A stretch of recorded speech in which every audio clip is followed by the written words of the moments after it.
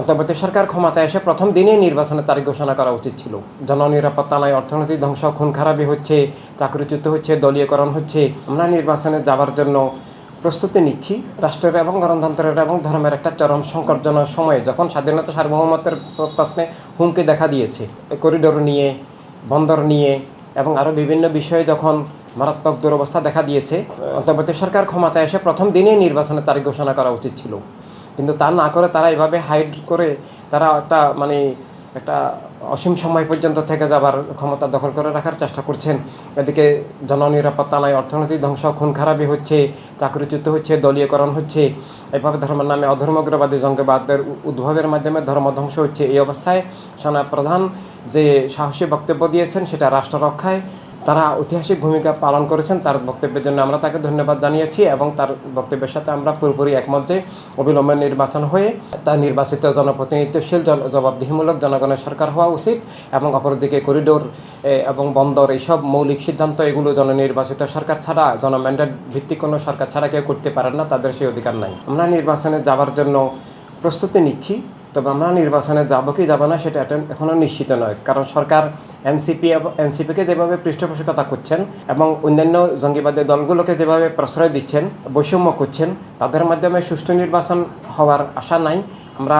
আমরা আশঙ্কা করছি রাষ্ট্র আবার আগের মতো জবরদখল হয়ে যাবে, গণতন্ত্রের নামে প্রহসন হবে। তাই কোনো অন্যায়কে, অবৈধকে, ভিত্তিহীন দলকে, জনবিরোধী, জীবনবিরোধী, ধর্মবিরোধী কোনো দলকে, মানবতা বিরোধী কোনো দলকে আবার ক্ষমতায় এনে গণতন্ত্র হইতে রাষ্ট্র জবরদখলের প্রহসনের নির্বাচন হলে আমরা সেই নির্বাচন বয়কট করব এবং আদর্শিকভাবে জনগণকে নিয়ে শান্তিপূর্ণভাবে প্রতিরোধ করব। আর যদি সুষ্ঠু নির্বাচন হয় তাহলে আমরা 300 আসনে অংশগ্রহণ করব। আমাদের সেই প্রস্তুতি অলরেডি আছে। ইসলামের রাজনীতির একমাত্র প্রতিনিধিত্ব আমরা ইনসানিয়ত বিপ্লব করি এবং সব ধর্মের মানবিক রাজনীতির প্রতিনিধিত্ব আমরা ইনসানিয়ত বিপ্লব করি। টানা সপ্তমবারের মতো বেস্ট টিস্যু পেপার ব্র্যান্ড হিসেবে স্বীকৃতি পেয়েছে বসুন্ধরা টিস্যু। একক ধর্মের নামে রাজনৈতিক দল রাষ্ট্র হয় না। ধর্ম চাপিয়ে দেওয়ার বিষয় না। আল্লাহ তাআলা কোরআনুল কারীমে লা ইকরাহা ফিদ্দিন সূরা বাকারার 256 নম্বর আয়াতে বলেছেন, ধর্মকে ক্ষমতার বলে চাপিয়ে দিও না। অর্থাৎ রাষ্ট্র এক ধর্মের, এক জাতির হবে না। আল্লাহ তাআলা সূরা কাফিরুনে বলেছেন, লাকুম দীনুকুম ওয়ালিয়া দিন, লাকুম দীনুকুম ওয়ালিয়া দিন, যে যার ধর্ম নিয়ে চলবেন, কেউ কারো উপরে চাপিয়ে দিবে না। তাই ইসলামের নামে রাজনৈতিক দল হয় না। ইসলামের নির্দেশিত রাজনীতি মানবতা রাজনীতি। আমাদের প্রিয় নবী রাহমাতুল লিল আলামিন সব মানুষের জন্য রহমত, কল্যাণ, স্বাধীনতা, মুক্তির উৎস। আল্লাহ তাআলা রাব্বিল আলামিন সব মানুষকেই জীবন দান করেছেন, অধিকার স্বাধীনতা দান করেছেন।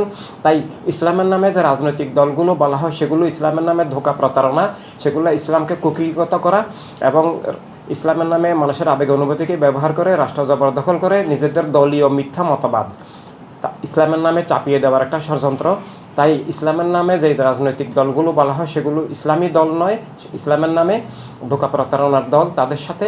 তাই ইসলামের আসল ধারা, যে সব ধর্মের মানবিক ধারা, ইনসানিয়ত বিপ্লবের কখনো জোট হতে পারে না। জামাত ইসলাম নামে যে দলটা এখন 1961 সালে মওদুদী নামক একজন মানুষ তৈরি করেছেন, আসলে এটা ইসলামের দল নয়।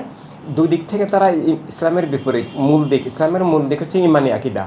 তারা শানে রাসালাতের প্রশ্নে ইমানি আকিদার বিপরীত। আবার তাদের রাজনীতিটাও ইসলামের রাজনীতি না। তারা ক্ষমতার বলে তাদের দলীয় মতবাদকে ইসলামের নামে চাপিয়ে দিয়ে ইসলামের শান্তিময়, মানবিক, গণতান্ত্রিক যে চিরন্তন আসল ধারা আমাদের প্রিয় নবী রাহমাতুল্লিল আলামিন সাল্লাল্লাহু আলাইহি সাল্লাম দান করেছেন, তারা সেটার সম্পূর্ণ বিপরীত একটা স্বৈর রাজনীতির ধারা অনুসরণ করেন।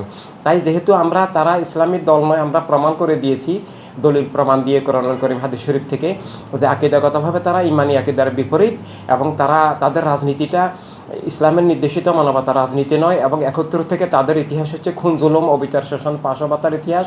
এখনও পর্যন্ত তারা খুন করে যাচ্ছেন। 5ই আগস্টের পর তারা অনেক পুলিশ হত্যা করেছেন এবং তারা যেভাবে জুলুম করেন, তারা যেভাবে তাদের ছাত্র সংগঠন হল দখল করে, তারা রক্কাতার দখল হিসাবে বিখ্যাত।